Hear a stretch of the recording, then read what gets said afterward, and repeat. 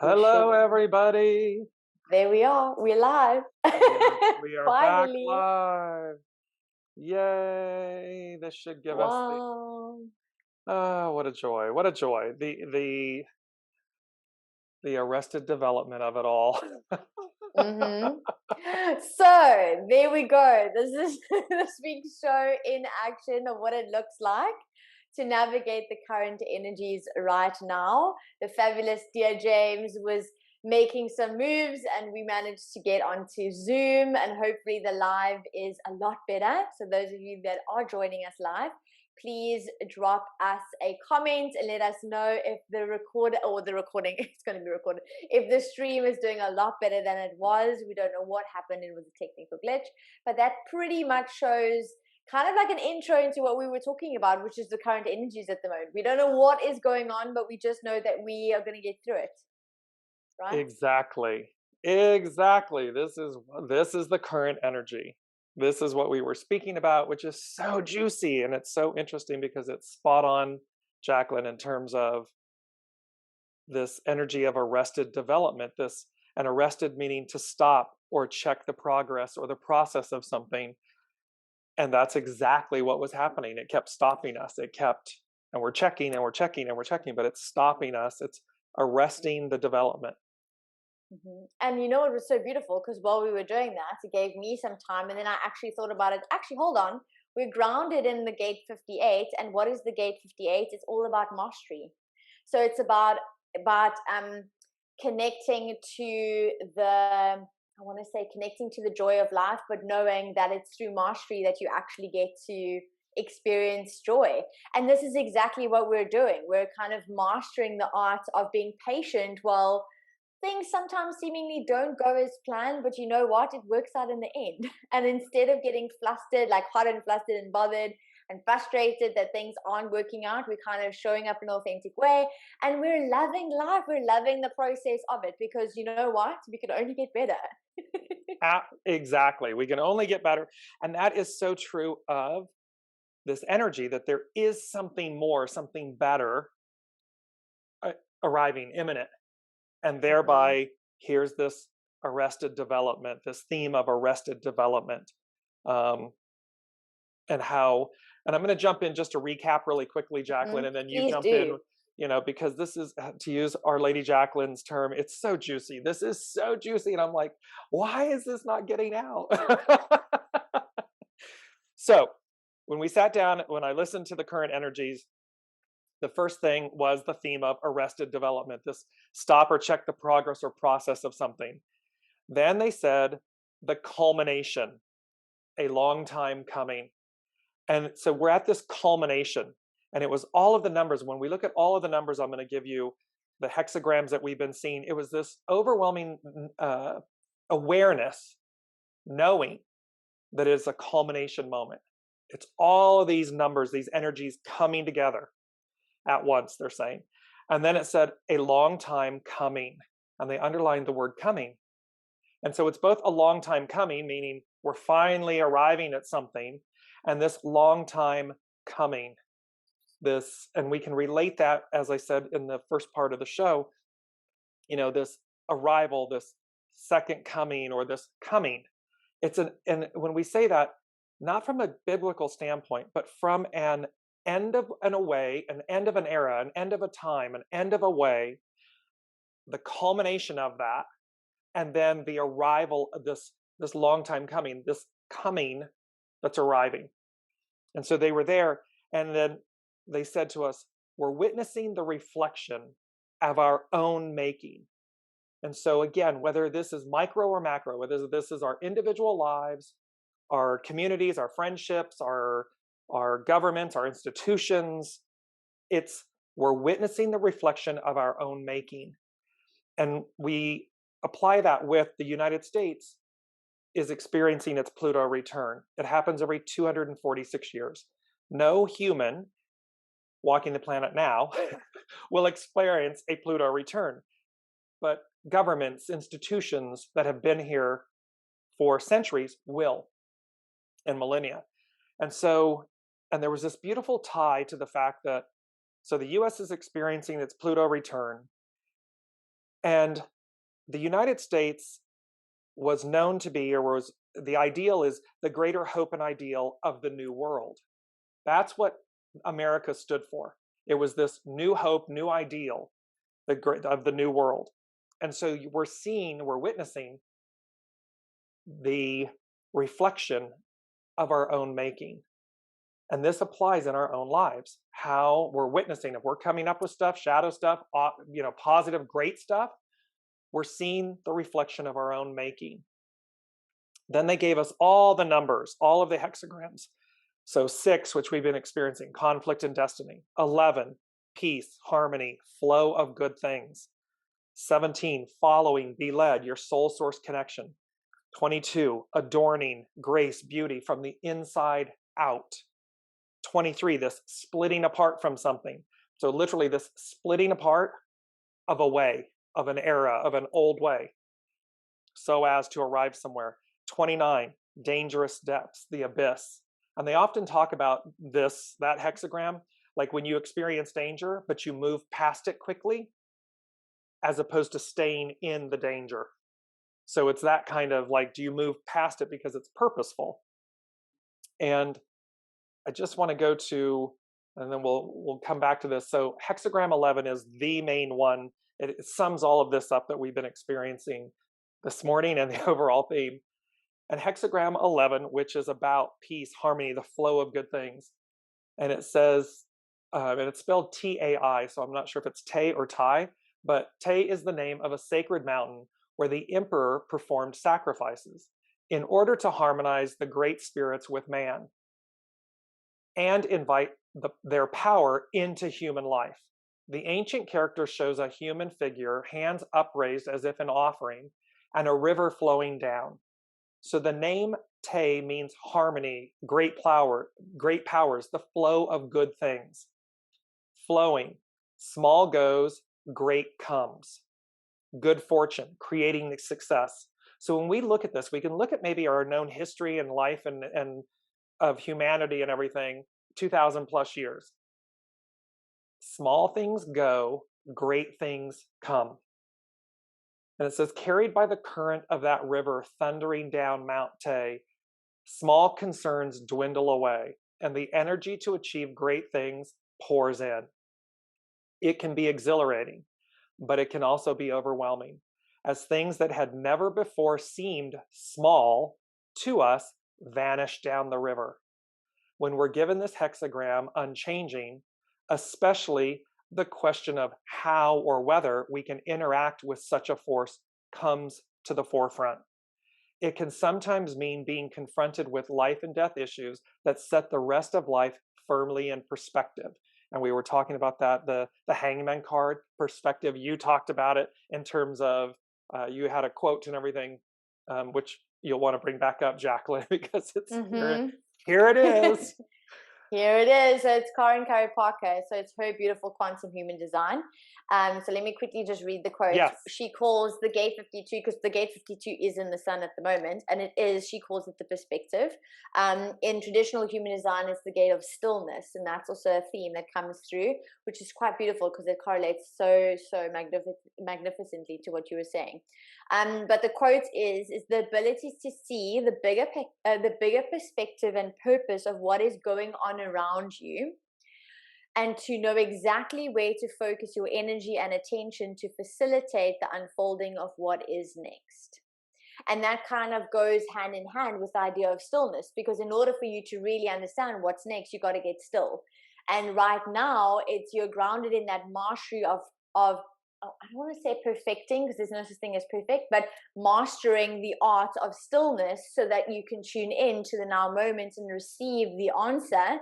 And it's also the joy of that mastery. So it's not about being too serious or trying to force and control. Like, this is what we've been speaking about weeks on end, that feminine energy that's coming through. And it's not gender. It's like that true essence of being in a state of allowing or receiving. So, and I'm speaking to myself at the moment because there is a lot happening right now. Like, there is a lot of chaos. There's a lot of noise. And if you're feeling overwhelmed, if you're feeling lost, if you're feeling uncertain, if you're asking disempowering why questions because you're curious like me and you've got that shadow side as well, it's kind of checking in with yourself and going, hang on, how do I get through this? I'm reminded of stillness. I'm reminded of the mastery of joy. I'm reminded of the unique perspective, the perspective that I choose to have, looking at the overall, like you said, the overall, the bigger picture, not focusing so much on the small, because the small has to go, and kind of looking at the opportunities and the possibilities of what is here for us and what's available, what's Mm, coming. And it is coming. I mean, like I think it was last week and the week before, you keep speaking about, don't be late to the party. It's about that idea of, this beautiful mm, opportunities that are coming. And we briefly spoke just before the first attempt at the live. And I mentioned to you, I watched a video last night about the super full moon that's happening on the 13th of July. And it is, I think it is Uranus and Mars is conjunct in the sign of Taurus, and that mm, this astrological event only occurred in this exact configuration 2,300 years ago. I think it was like Alexander the Great when he basically did what he did that way back when. That was the same energy, but with the conjunct, with Uranus and Mars conjunct, 2007 and 1991 were very significant times, even though they were in different signs. That energy shows us what is like what mm, is the opportunities that are potential and potent for us. Like if you mm. think of 2007 was a social media boom, Facebook, Instagram, Twitter, and then 1991 was www, like the World Wide Web came on board. So it's all these big, beautiful opportunities that are there, and it's kind of now knowing there's always going to be polarity. You have to have light to understand darkness and darkness to understand light, but it's where you're focusing your energy and perspective on, Mm, and that is the theme that is really coming strongly towards or for us. It's available for us this week and in perpetuity. mm.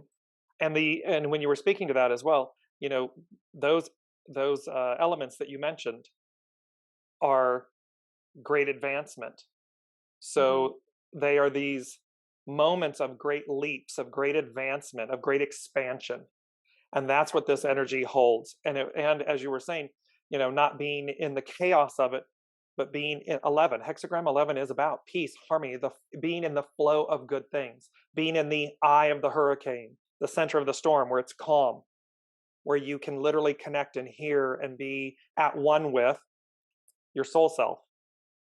Because otherwise, you're in the chaos, you're in the periphery of the chaos on the outside, on the peripheral. Mm-hmm. And just to finish up with these, because it says um, after the perspective, it's just this piece of this aspect of the experience comes out clearly in its hidden core. The nuclear of hexagram 54, the Marian maiden, she is swept off her feet, hoisted without ceremony out of her comfort zone and up into a realm of far greater possibilities, but one altogether beyond her control. She's being lifted out of what she knows and being raised to a far greater possibility, to a higher realm. And it says, so is this loss of control a hidden danger of hexagram 11? Perhaps. Or perhaps it's something you have to experience to know flow from the inside out. However we experience it, Te, hexagram 11, is a positive force. And with small taming and treading, which are hexagrams 9 and 10, behind it, it does actually hold out the promise of peace. Treading and also flowing mean that tranquility follows. So you can see here, there's this whole theme of being raised, being plucked out of what we know and raised to a higher octave, to a greater possibility, this expansion that you were talking about in terms of the timing of the full moon, the conjunction that's very rare, and this culmination, this culminating point in time that is upon us. And how do we flow with it or not? How do we go with the flow? And go with the flow meaning advance, not go with Mm-hmm. the flow in, oh, yes, everything's going backwards. That's an illusion. That's just the rearing of the head of the old before the advancement, before the plucking out of and moving to a higher octave, a higher Mm. possibility. Yeah, it's a disempowering perspective. It feels That's that way, kind of, right? Because again, we're not in yeah, control.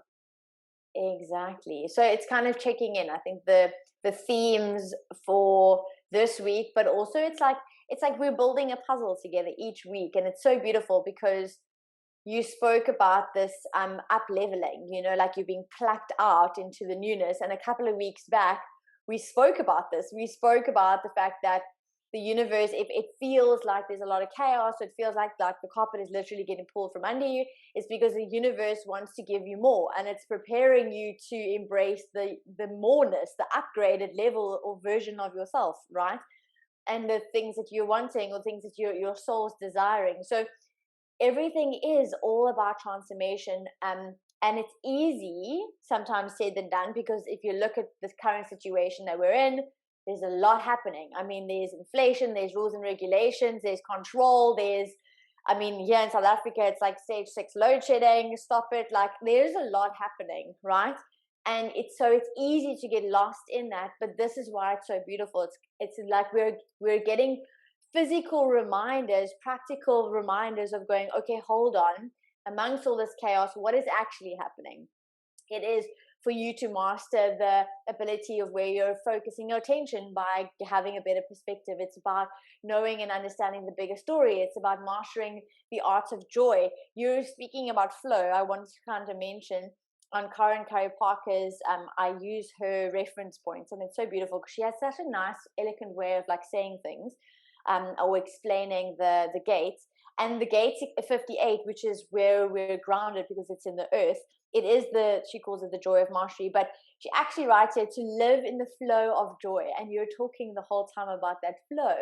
And I was like, oh my gosh, like we really cannot make this stuff up. Like, even if we tried, even through all of the We crises and the cannot. turmoil, there's it's purpose, there's reason, right? So it's kind of like maintaining that focus.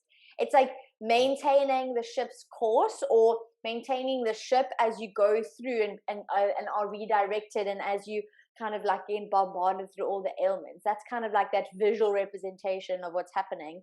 And we had like a micro version of the macro of what's really happening out there. We're kind of experiencing it now with the swap and changes of the lives. So I think it's really powerful energy, but I think it's really beautiful reminder. Like I cannot wait to see what unfolds in the next like 3 months, 3 to 6 months. I think it's going to be absolutely beautiful if we're in the same space where beautiful opportunities and things like, if you look back at history of what was created and invented and how our lives changed. I mean, imagine, we're going to sit back and look back at this like 3 to 6 months later and go, did we ever imagine this? Well, no, And right? look at and I'm mindful, Jacqueline, of we're literally living the physical example as you just said. And what's coming to my awareness in the moment is we literally normally do this as a simulcast. We use Restream that simulcasts out to the various different social media platforms and so forth. And we literally had to switch. So we were stopped, arrested development, stopped. Hmm. And then we had to literally change platforms. We went from Restream to Zoom. This is a literal example of this current energy and what's on tap, and not to be late to the party, because the old is the old. And I'm not using that analogy in terms of Restream. We're just using that in the sense of an analogy of an old way, or an older, an existing old way. And we had to leave that, plucked out of it. Literally, we're plucked out of it. What do we do to come back live? Oh, we go to let's go to this platform. Okay, so we go to the new. That's a literal example of what this energy is and what they're talking about. And the way to do this, flow. Be in the flow of where you're going. Not where and it's interesting because there is that beautiful quote, right? With the disciples at one point after Master Jesus had ridden, they said, where are we going? Where are we going? Because of course he's risen, right? Okay, well, And he says to them, you ask where you're going without knowing where you've been. And here's the poignancy of that in this moment. It's a culmination. It's a witnessing of the reflection of our own making. It's a looking at, it's a stopping of a time, of a process, so as to see, and we're really seeing, if you look at world events playing out right now, some percentage of humanity wants to go back, wants to go somewhere where they've been. And another huge percentage and portion want to advance and go forward. And so it's to see our reflection. Where have we been? So in this paradigm, in this operating system, in this platform, individually, collectively, the whole shebang, where are we? Where have we been? So as to know where we're going. Mm. It's a mic drop moment if you ever. Yep. I'm just literally sitting in that awe of, okay, show me.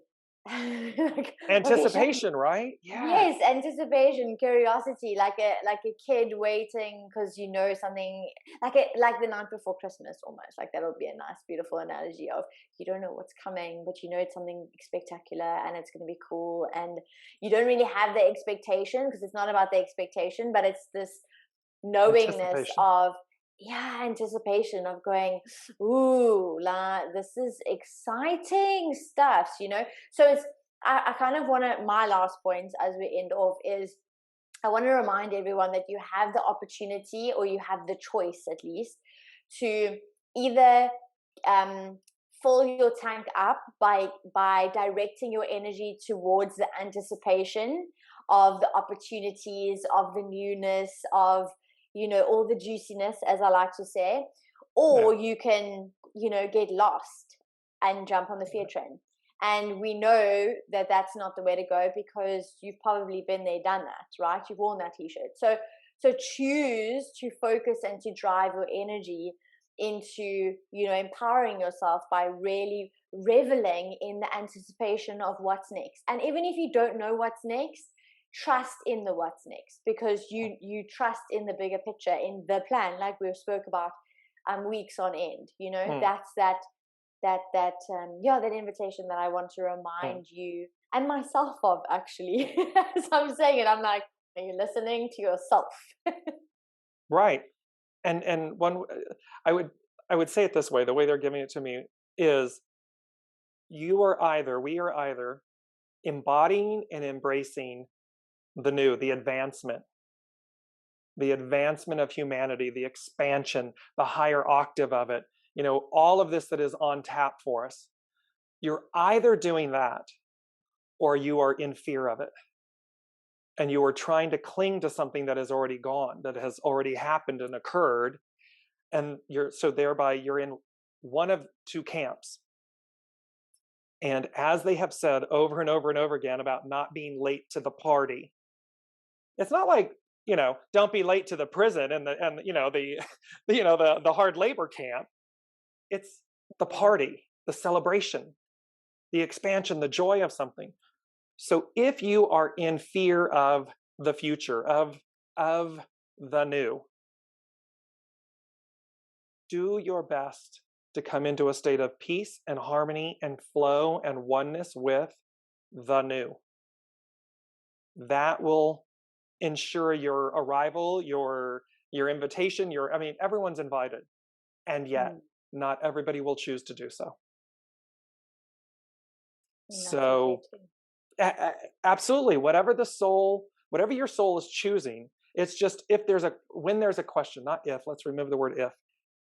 When in doubt,